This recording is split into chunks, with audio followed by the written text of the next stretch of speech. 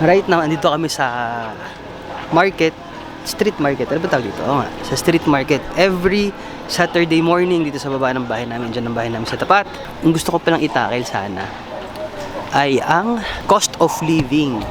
Yung cost of living dito sa sa amin, sa Milan, sa mismong city of Milan.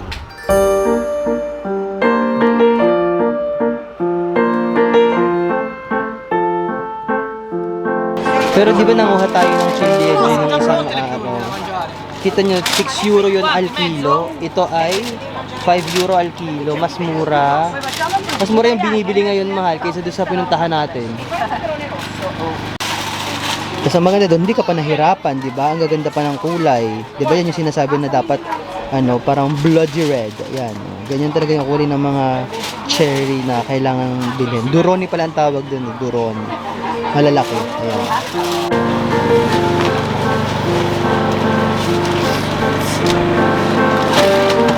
Papo? Ikaw ka sastre? No, yun. Sì, sono assieme. Ai 10,40 totale. Hindi ko na napakita kung magkano yung mga foods and vegetables and other fruits sa sa street market. Dahil nakapagtsikahan ka na. Dahil napachismis na naman tayo. Anyway, ayun nga, so supposedly yung mga gulay kung bibilhin nyo, parang nasa magkano ba yun? Parang cents, hindi naman cents, mga 2 piso, 3 piso, 3 euro, 2 euro, ganyan. So nagkakahalaga siya more or less ng 200 pesos, ganyan. Kaya, pero yung 1 kilo ng chiliege, ganun din, nasa 300 pesos din. Yung binili namin. Ano ba yung mga basic needs na binibili? Magkano ba ang kilo ng sibuyas? Magkano ba? Dapat, bago tayo nag-vlog nito, dapat talaga nag-research muna tayo o nagpunta tayo talaga ng lugar kung saan tayo bibili ng mga sibuyas, bawang, ganyan.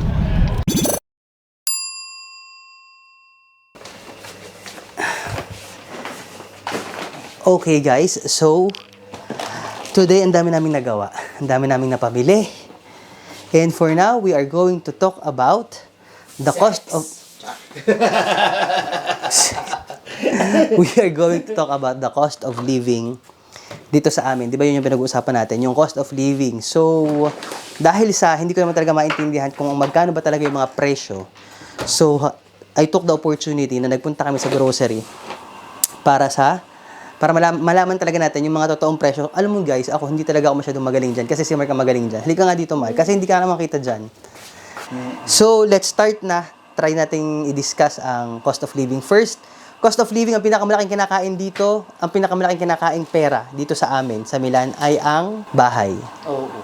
Kasi ang bahay, like this house na meron kami, is nasa 700 euro. 700 euro ang monthly niyan.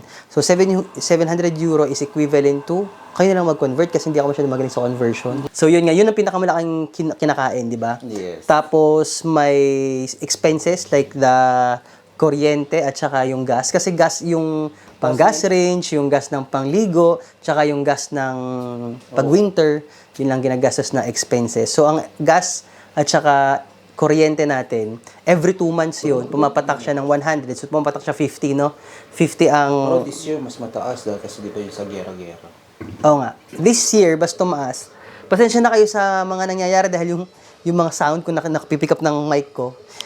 Thank you nga pala kay Terry at saka kay Betchay sa aking road mic. Ang lakas makabaya Alonso. Di ba naka-road mic tayo? Wow. Tsaka thank you kay Mark sa ating lighting na may light na tayo ngayon dahil yung mga nagmamahal ka pamilya nating mga audience ay nagrereklamo bakit daw ang dilim-dilim ng vlog ko, wala daw akong ilaw. Ayan na guys, meron na tayong ilaw finally. Ibili tayo na may liwanag na. Anyway, kung naririnig niyo kung ano-anong ingay, ito yon yung aming washing machine. Tapos ano pa nga bang mga ginagawa nating mga expenses na pinagkakagastusan? Internet, magkano internet dito? Sabi mo, 20? 25. 25 ang monthly ng internet namin. That is the fibra ng nakaano kami. Ano sa atin? Alicia ba yun? Ang tawag doon? No, Infostrada. Infostrada. Infostrada. So, Bekenemen, char. Hindi mo tayo naintindihan ng Infostrada. Hindi nga naman. Meron na tayong 700 to 750 plus 25 ang kuryente. 50 yung kuryente, 50 yung gas, so 100 na. Tapos yung So, 800 na yon. Tapos yung 825. 825. And then, syempre, ano pa bang pagkakagastusan natin kundi ang ating mga grocery. Yes. Yan. Yung pagkain ng aso. Oo nga. Magkano ba yung pagkain ng aso?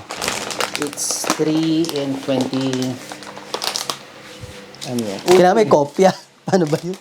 325 yan. 3 euro and 25 cents. So, ang ating pagkain ng aso is really for Chihuahua and it's ultima. Hindi na kami nagpe-pedigree kasi ang pedigree sobrang mahal. So, magkano yung sabon? Tapos, syempre, kailangan mo ng fabric conditioner. Ito ay mga 1 euro and... Yung mga binibili naming fabric conditioner, guys, actually, hindi yung masyadong mga mahal. Ang binibili naming fabric conditioner ay yung mga pinakamura, guys. Ano pa ba? Ito, sabon natin sa plato. Magkano yung mga ganyan? Magkano ba sabon sa plato? Ito naman ay 2 euro siya. Something 2 euro. Pero siya na yung malaki. Siyempre ito, mga panlinis natin sa kusina, guys. Kailangan natin ng grassatory na tinatawag, pangtanggal ng mga, alam mo yan, panlinis dito. Kasi puti yung masyado yung kusina namin, kaya kailangan namin ng panglinis talaga ng bongga. It's 1 euro yun. 1 euro yun. At ito naman ang kailangan sa... Pakita mo naman sa kanila kung ano yan.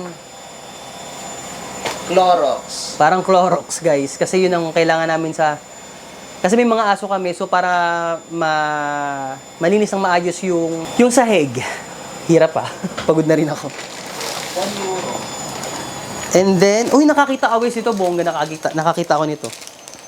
Makaupo muna ng konti. Diyos ko, naloka naman ako. Nakakita ko nito. So, di ba, alam nyo naman na ang ginagamit ko talagang sabon is Marseille soap. Pero yung Marseille soap na mismong pang fabric. At nakakita ko ng bonggang-bongga, Ava. This is Ava. Basahin nyo kung ano nakasulat. Perla. Hindi kayo nagkakamali guys. Perla. Yun talagang perlang panlaba. So, gusto ko saan itry gamitin sa katawan. Itong perla. Nakalagay, efficace contra la macchie. Ibig sabihin, effective against macchie. Ano ba yung macchie? Against stains. O, di ba? So, yung mga stains mo sa katawan, baka matatanggal. Try ko lang. Ako na muna. Huwag na muna kayo. Saka ko na lang i-suggest kapag maganda yung result. Toothpaste ko. So, I have Colgate. I have... Ilan binili natin Colgate? 4 yung binili natin Colgate. Alam nyo guys, pag malit yung bahay nyo, hindi kayo makakapamili ng isang dosena dahil limited ang space. So, ito lang talaga yung kaya nating ilagay. At syempre, para sa mga shampoo, ito conditioner to ni Mark. Kasi ako hindi naman ako nagli-leave-on conditioner. Kasi alam nyo guys, numinipis na yung ano ko, manipis na talaga yung buhok ko. Pag nakita nyo, ayan o, tingnan nyo, kita nyo, manipis na. Kaya hindi na talaga ako naglalagay ng kahit ano sa buhok. Ito lang ang ginagamit ko sa buhok, shampoo. Itong Sunsilk Perfect Straight. Straight ba yung tawag doon? Itong violet na to, 2-in-1 to. May kasama na tong shampoo and Kineso. Hindi ko alam kung ano yung bakit 2-in-1. Anti-humidity. Anyway, ito yung ano ko. Nakita nyo naman, pinakita nyo kanina sa story yan eh. And, parehas kami ni Mark, yan ang aming ano. And, wala, hindi na ako nagje-gel, hindi ako nagwa-wax ng buhok. Ito lang ginagamit natin, alam naman ng lahat yan, ang ating spray, hair spray, Ecofix. Pang-matanda talaga. Pang-matanda talaga, at saka ano to, pinakamura. Ito yung pinakamura, guys. And, ay, Mal, ito yung ano, kasi guys, di ba mahilig ako magsuot ng itim? Ito yung pinaka-go-to get up ko talaga.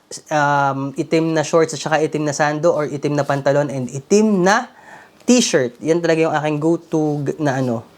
And para hindi masyadong mangupas, ayan, ginagawa ni Mark yan. Hindi masyadong ako. Sige, explain mo sa kanila. Pag nangungupas na, itong galalagay. Hindi ka kita sa camera, Mahal. Pag nangungupas na, kukulayan natin ulit. Ganun yun. Ayun, di ba? Alam nyo na. Para hindi masyadong kitang kupas na yung damit mo. And last but not the least, our panlagay sa kilikili. Ito ay Nivea. Pero guys, hindi naman always Nivea yung gamit namin. Actually, yung meron pa doon is yung Borotalco. Kung ano yung sale, yun ang binibili ko. That's it. At ano sa tingin nyo? Mahal, mura? Compared sa kung saan kayo nandoon, kung nasa Amerika man kayo. Alam ko mas mura sa Amerika. Or kung nasa part kayo ng Asia, Kung sa Pilipinas, hindi ko alam, I'm not really familiar kung magkano na yung mga pang-grocery natin dyan.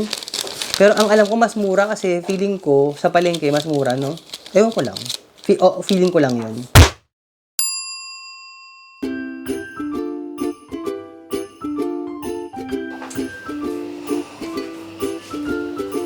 O, chika na, dala-dala natin itong espesa. Dahil.